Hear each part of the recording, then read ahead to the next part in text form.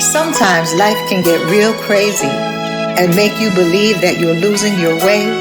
Whenever you feel like this, I want you to look in the mirror and say, I know that I can make it. I'm a child of God, no need to fake it. If my confidence begins to fade, I'll remind myself I'm fearfully made. He's got a plan for me, and that's a fact. So I'm gonna keep on pushing, ain't no turning back. Wait, pray, slay all day, put it on repeat and say, no weapon formed against me's gonna prosper, not today. Wait, pray, slay all day, put it on repeat and say, no weapon formed against me's gonna prosper, not today.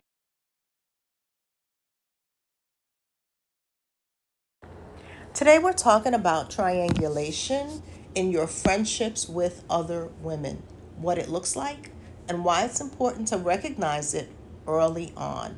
Why do your friends, other friends, dislike you or act funny and shady towards you? Before we get into today's topic, I want to tell you about the awesome inspirational mug that I'm drinking out of. So today I'm drinking out of the No Weapon Formed Against Me Shall Prosper mug, and it is a reminder that even when weapons form against me, nothing can stop God's plan for my life, because what God has for me is for me. And the same thing goes for you. So if you have any of our inspirational mugs, hoodies, t-shirts, any of my books, which one do you have and how has it benefited you? Please let me know in the comments. Don't forget to like, share, subscribe. Let's get this channel to 100,000. I know that we can meet that goal by the end of this year. So triangulation in your friendships with other women. This video was actually being done by request from one of our members.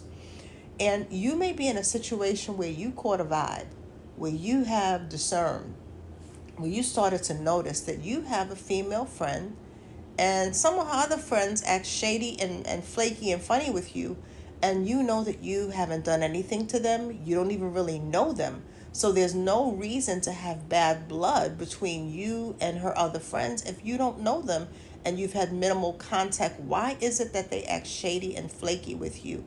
Why is it that they are distant towards you? Why is it that although you haven't been unkind, nasty, petty, you are getting the sense that they really don't like you? And it's not just one friend, it is all of your friends, other friend. And this happens a lot in friendships with women. And I would imagine it happens with men as well. But as a woman, I'm speaking from a woman's perspective. And a lot of times this is something that we don't talk about. We tend to talk about triangulation in romantic relationships. But what does it look like in a friendship? And why is this important to know, right? So here are some signs that triangulation is happening in your friendship and what the goal is. Why the person who is triangulating you is doing this. Number one, they tell your personal business. This is a big one. They tell your business to their other friends. So there are certain things that you may confide in when you think you have found a good friend. When you think that you have a connection with someone, you may confide in that person. Or just the fact that they're around you on a regular basis, they're going to be privy to how you move. They're going to be privy to your habits because you're around each other all the time. And one of the things that a person who is trying to create triangulation will do is they will tell their friends your personal business. And you'll probably notice that they tell you their friends' personal business as well. Now, why do they tell their friends your personal business? Why do they do this? The goal is to create what I call distant familiarity. So what they are attempting to do is to get their friends to feel familiar with you, a sense of familiarity, while still being able to create distance. So what this does is it makes her other friends feel like they kind of know you because of what they've heard about you. But remember, they're hearing your struggles. They're hearing the things she doesn't like about you. So now they feel like they know you based on the stories they've heard about you. So it's a sense of familiarity. Oh, I know what you're about. And it may not even be true. But it's also distant familiarity because they haven't really engaged with you to know whether or not this is true. They're simply going by what their friend has said about you. And just like you trusted this friend to be a loyal friend, her other friends trust her to be a loyal friend. So they're taking her at her word that what she's saying is true because they don't really know you like that. So this is a big thing. You got to watch for that. They tell your personal business to create distant familiarity. And if ever you have been in a situation where you're around one of your friends, other friends, and the friend slips and says something that you told to person A in confidence, then you already know that this is happening, because how would they know that about you and you don't really know them like that? You got to watch for that. Number two, they tell your flaws and the bad decisions. So they tell their other friends your flaws, your bad decisions. None of us are perfect. From time to time, we all make bad decisions. We may lose our temper. We may say something insensitive because we're just in a bad mood, or our patience is wearing thin, or we had a rough day at work. Nobody's perfect. And there has to be room for grace, right? So I'm not advocating being an abusive person. I want to be very clear. But there is room for grace in a friendship because nobody is perfect. But what this friend will do when they're trying to create triangulation in friendships, right? They will tell their other friends your flaws and the bad decisions you have made. Now, the goal of this, because each one has a very distinct goal, their goal in doing this is to lower your value as a potential friend, so that in the event you and their other friend meet up and you connect with one another, you have something in common, you want to exchange numbers, and you want to develop your own friendship, they are putting it out there to almost guarantee that that won't happen. Because remember, they've already created distant familiarity by telling your business in general. Then they hone in on your flaws and the bad decisions you've made. So if the picture you have, or the picture they have of you, is a person who loses their temper, and you've lost your temper one time, but that is the picture they have of you. Or the picture they have of you is that maybe you went through a really bad breakup and you didn't take the breakup well, and you were in a really dark place, right? Because you just were going through it. And because that's the image and imprint that they have in their mind, they're saying, you know what, I don't want no drama. I heard she's prone to drama. I heard that, she is emotionally unhinged. And you were just going through a grieving process, the natural grieving process. But this so-called friend exaggerated what you were going through to the point where you look like you are an emotionally unhinged person, and there's no grace that you were going through a breakup and you were sad about it. And I'm using that example. You can substitute something else. The third thing, particularly women will do when they're trying to create triangulation in friendships, not only will she tell them about your flaws and your bad decisions, but she'll go even deeper to tell them things she doesn't like about your personality. So the goal of this is when they meet you, they would have heard so much negativity about you that their mind will be made up not to like you, because you got to remember, just how you trusted this friend, they trust this friend. So they're taking this so-called friend at her word. So she's guaranteeing that you will not connect with any of the other women in the friendship group. Or if you connect, it will only be on a surface level. They will be guarded with you because of the things that they've heard about you. And the reality is, if you're that horrible of a person, right, and she really doesn't like you like that, then it is fake to maintain a friendship with you. If you're that horrible of a person, then she needs to move on from you as opposed to constantly dogging you out and talking about you behind your back. You can't have it both ways. And what a person who is creating triangulation tends to do, because it is a narcissistic personality trait, is because they are self-absorbed, there's a benefit attached to being your friend. So they don't want to let you go, but they also want to control and dominate the friendship circle. And they do that through slander, through gossip. Here's something else. Here's number 4.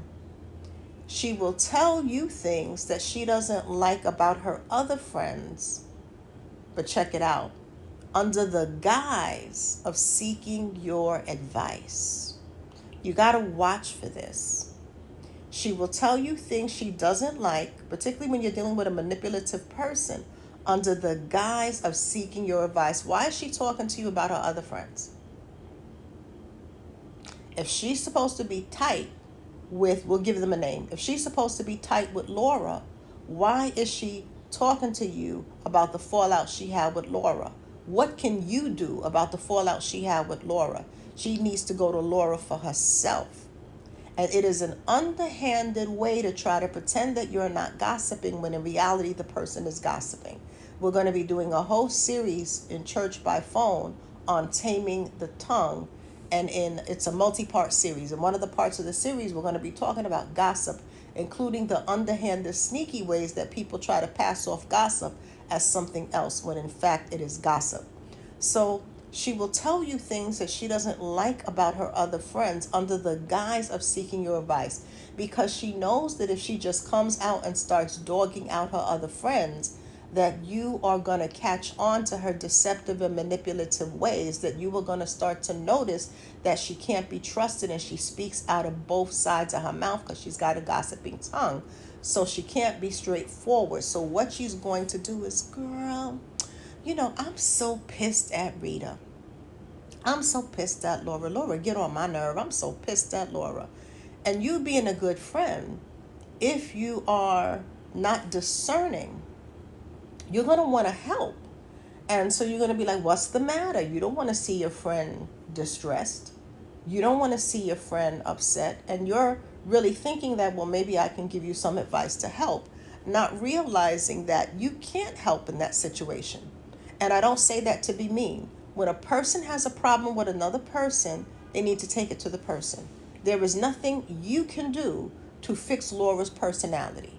Yes, you can give your take on things, but you don't even know if you know the whole story. You are giving a take based on what she is telling you. You don't know what details she's leaving out. You don't have enough context because you were not there. Regardless of what she tries to tell you, you're not there. So you don't know the whole story. And so when she tells you these things that she doesn't like about this friend under the guise of seeking your advice, while you're giving her advice, we still have memory. So you still can remember the negative situation with the friend. And if she tells you multiple negative situations with the friend, and you're not keying into your discernment to say, wow, if this friend is such a bad friend, if this friend does all of these horrible things, why does she continue to talk to me about this friend behind her back? But she continues to hang with her. Something is off with this. And not only does she do that, but when she gets around the other friend, there's no indication that she was talking to you about that friend. Hey girl, she's like my sister. And you looking because you remember everything she said about the friend. And you're like, how is she like your sister? But you done told me about her problems with her man. You told me about what's going on in the household with her kids. You told me about the fact that she has some tax issues. Like, how is that my business? But remember, she is not saying it in a gossiping way. She's saying like, I really want to help her. And, I just don't know what to do. And it may take you a minute to notice, wait a minute, she's not seeking help. She's looking for opportunities to throw mud on her friend's name, but keeping her hands clean because she wants to throw rocks and hide her hands. You have to remember that a person who's narcissistic, they're very crafty. And you got to remember that Satan is like a roaring lion seeking whom he can devour. So when an individual is open up, they open themselves up to Satan's agenda, right? They're going to be crafty about ways that they try to devour one's reputation, devour somebody's integrity, their character, and a potential friendship circle for both of you, for you and the other friend. So she'll tell you things she doesn't like about her other friends while smiling in their face. This is key. Under the guise of seeking your advice. And there's multiple situations where you start to say, something is off. If you have that many problems with this friend, why are you coming to me as opposed to having a sit down with this friend? I can't do anything about it. I wasn't there. I don't know the whole story. I only know what you're telling me. I don't know what you're leaving out. I don't have context. Number 5. This is a real sneaky one. And this is a way to create competition and control. She will tell you the great things that the other friend has done for her in a bragging way. Not in a way where she's just like, wow, that was such a nice thing and I'm grateful. So you can sense that it's not coming from gratitude, but it's braggadocious to set up competition. Or she'll tell you the fun stuff she did with her other friend in an isolating way that always leaves you out. And you'll hear, oh, you really should have been there. And you're thinking, how could I have been there if you're telling me after the fact? How can I have went to the brunch if I'm finding out about it after you all went to the brunch? How can I have went to wherever they went, the play, whatever they did, if I'm finding out about it 5 minutes before you're ready to go and I don't have a ticket? What am I, boo-boo the fool? How could I have been there? How could I have enjoyed the fun? And it is a way to isolate you, to create a dependency so that you're vying for her attention. Not only that, she'll tell you the things the other friend has done for her in a bragging way. So it could be that her friend pays for lunch a lot when they go out. I just love Lisa. Lisa's just so generous. I tell you, Lisa's a gem. Lisa's just so generous. Lisa's a gem. Lisa pays for lunch for me. And it is to create competition between you and Lisa, because what does Lisa paying for her lunch have to do with your friendship with her? Your friendship with her is a separate friendship. What her and Lisa have going on is what her and Lisa have going on. And again, we're talking about motive. And so when the motive is coming from a place of being braggadocious to try to create competition, that's not gratitude. That's not like, wow, I really appreciate what you did for me. So we want to look at the motive. So when someone is always telling you all the great things that their other friend has done for them in a way where it sets up a dynamic to say, you don't measure up because you don't do this for me. You're not as good of a friend of Lisa as Lisa is, because Lisa pays for our lunch when we go out together. When you and I go out together, we always have to split the bill. It's not like that with Lisa. So you can see that that's a dynamic where she's setting up competition so that you will vie for her attention. And these are all ways that women in friendships will triangulate each other. We know that this happens in romantic relationships. That's why I'm not addressing romantic relationships, because that's very popular. You can find a lot of information on triangulation in romantic relationships on the internet. But we don't really hone in on what it looks like in female friendships and friendships. So really begin to pay attention if this is happening to you. You want to begin to ask yourself, is it time for me to come out from among them? So I want to give you some scriptures that drive the point home. Psalm 36:3 says, the words of their mouth are wicked and deceitful. They fail to act wisely or do good. So when you're dealing with someone where the words of their mouth are rooted in wickedness and rooted in deceit, because when someone is triangulating you, they are trying to deceive you. It is a form of gaslighting. They are trying to deceive you into believing you don't measure up. They are trying to deceive you and the other friend into not liking one another based on the narrative they painted about each and every one of you. But you guys don't know, because she's talking behind all of your backs. But she's doing under the guise of seeking advice. So you got to be careful of people whose the words of their mouth are wicked and deceitful. And not only that, they fail to act wisely or do good. So when someone is talking about you or their other friend, behind one another's back. That's not acting wisely, and it's not doing good.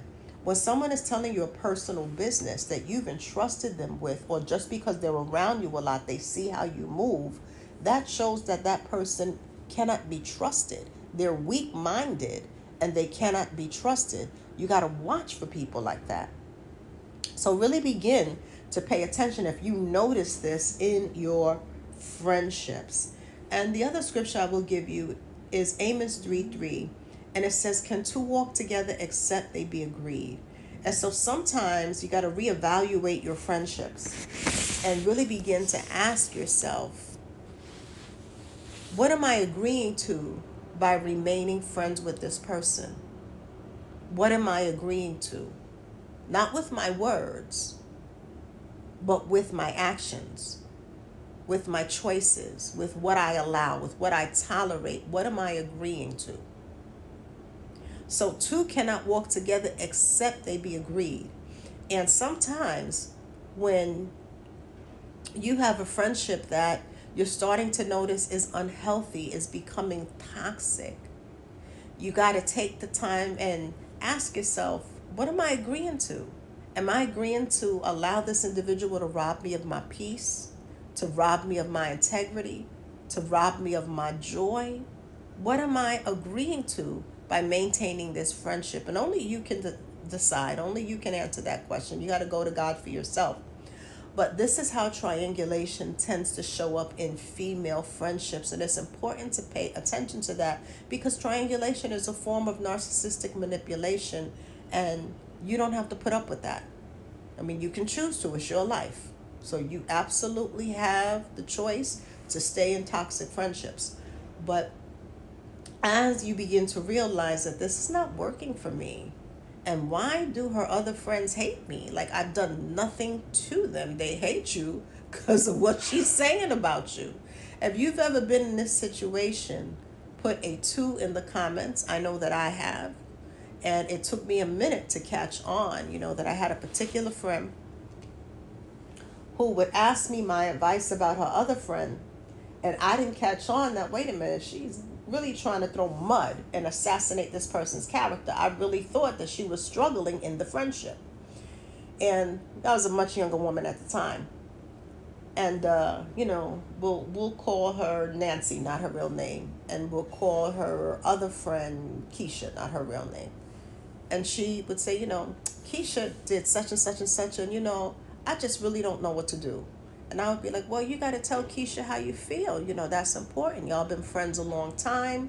You've known each other a long time. And if this is something that's on your mind, you need to discuss this with her. You need to have a conversation with her about it.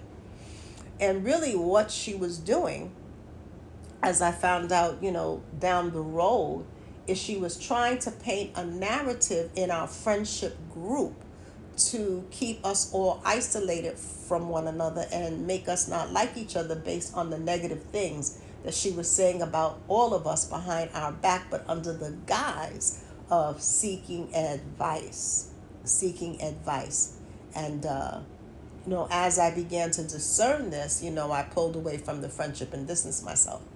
But really begin to think about that. And if you've been through a situation like this, how did you handle it? What happened? How did you handle it? Put that in the comments, because that'll help somebody else who's on the fence, where they're dealing with a narcissistic female friend who is engaging in triangulation behavior, and maybe they weren't able to really pinpoint it. But after seeing what you experienced and how you handled it, they're able to connect the dots and say, wait a minute, I'm going through something real similar. And I realize now that I'm being triangulated. So really begin to hone in on that. Be prayerful. Always go to God and ask God to show you what you need to see. God will reveal what you need to see about people. God will always show us what we need to see about people. So go to God in prayer. Go to God in prayer. So I hope that this was helpful. I want to let you know about some upcoming events. On, what day is it? Monday. On Monday, September 9th, we have a Winner's Circle Zoom meetup. Monday, September 9th, 12 p.m. Eastern Standard Time. So if you are at the Winner's Circle tier of membership, that's the fourth tier of membership, know that we're having a Zoom meeting, and we're going to be focusing on developing a wealth mindset for your level up journey. How do you begin to develop a wealth mindset? And wealth is not limited to money, for your level up journey. So if you are a member at the Winner Circle tier, you will see the information for the Zoom meetup. You'll see the Zoom link in the community tab in the members area. If you're not a member and you want to become a member, there are 4 levels of membership. So to access the Winner Circle Zoom meetup, you need to join at the Winner Circle tier. So I want to make sure you know about that. So that's coming up. And also at Church by Phone, we're starting a new series beginning this Sunday, which is the 8th of September. We're going to be talking about taming the tongue. Taming the tongue. How do we tame that tongue? So if you know that you need help taming your tongue, this is definitely a series that you don't want to miss. So have an awesome weekend, an awesome day, and I will talk to you all soon. God bless you.